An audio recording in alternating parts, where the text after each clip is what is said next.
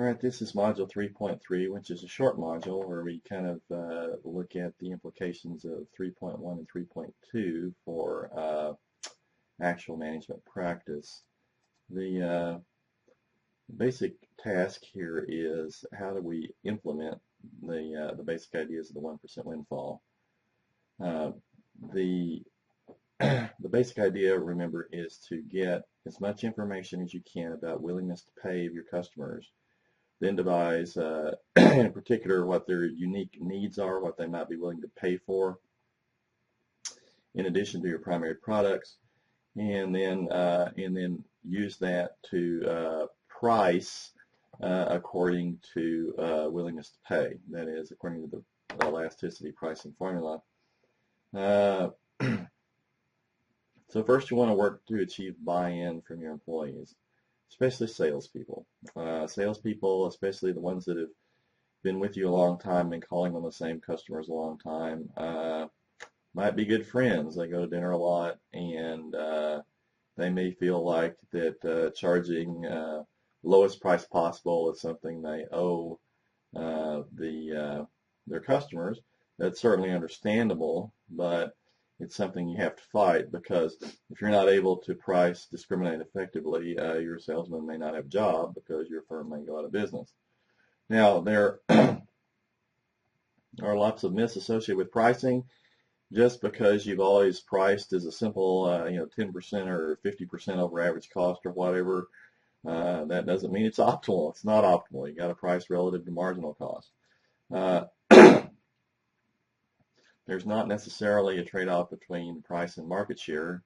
That seems weird, but the basic trade-off assumes that when you raise the price, you're raising price for everybody. But you need to get out of that mindset, and when you think about adjusting prices, it's not necessarily changing everybody's price. The change prices when willingness to pay of particular customers changes. Highest volume customers don't necessarily have to have the lowest price. In many cases they will, because they are most price sensitive. If they're high volume, they have an incentive to look around, but don't automatically award quantity discounts. And even if you give somebody a discount today to get their business, that doesn't mean you're going to be able to get a premium tomorrow, so you have to be careful that way.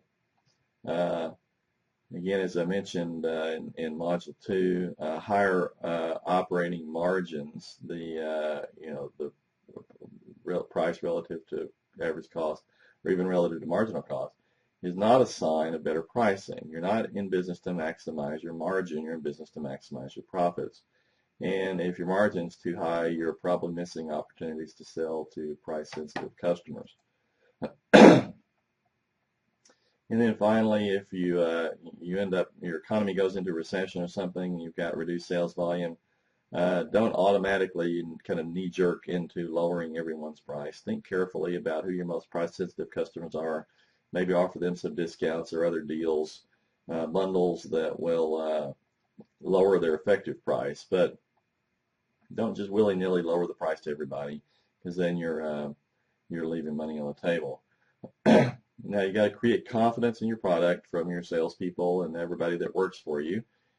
Create a value statement. If everybody in your company can't tell you the value of the product in a 30-second elevator ride, then you probably got some work to do. If everyone believes in the product, then they'll believe that when people pay for it, pay what they're willing to pay, they're still getting a good deal. Reinforce that it's okay to earn profits.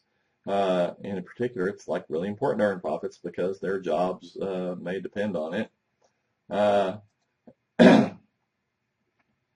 I think it's important to think and speak in terms of net prices, not gross prices. Beware of off-invoice discounts. There are, for example, annual volume rebates. So if you meet a certain volume target, we give you a 10% price cut. Maybe give you 90 days to pay. We may give you free delivery. We may have to pay advertising or slotting or stocking fees. Business-to-business manufacturers utilize as many as 50 different types of off-invoice discounts in their sales practices. So be aware of these. The price that's on the invoice may not be the price that really matters in terms of the actual money you're collecting. Organize and collect competitive information. Find out what your competitors are doing. Monitor the value of your product. Keep price consistent with value. Understand your customers. Understand what they value. Talk to them. Find out what their needs are. You might be able to come up with a new pricing plan or a new tactic that would help them and help you. So that's the wonderful thing about economics is that buyer and seller both gain from trade, and so you do well by doing well for your customers. You just have to think get outside this idea that you got to charge everybody the same price. If you can, this goes back to Module 1 with incentives, incorporate profitability into compensation packages. Bonuses based on sales don't really create the right incentives because then you give incentives to sell stuff even at margins that are too low. Maximizing revenue is not the same thing as maximizing profit, unless, of course, marginal cost is zero, which it rarely is, except in digital goods. Host periodic pricing roundtables.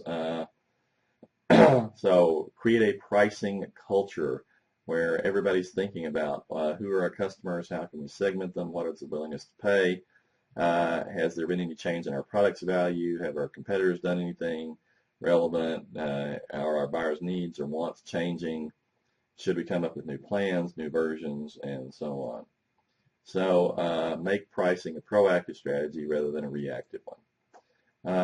There's no assignment for this submodule 3.3, but I did think it was important to kind of just get you to thinking about how to implement this, what's really a very basic idea about price discrimination into the culture of your business.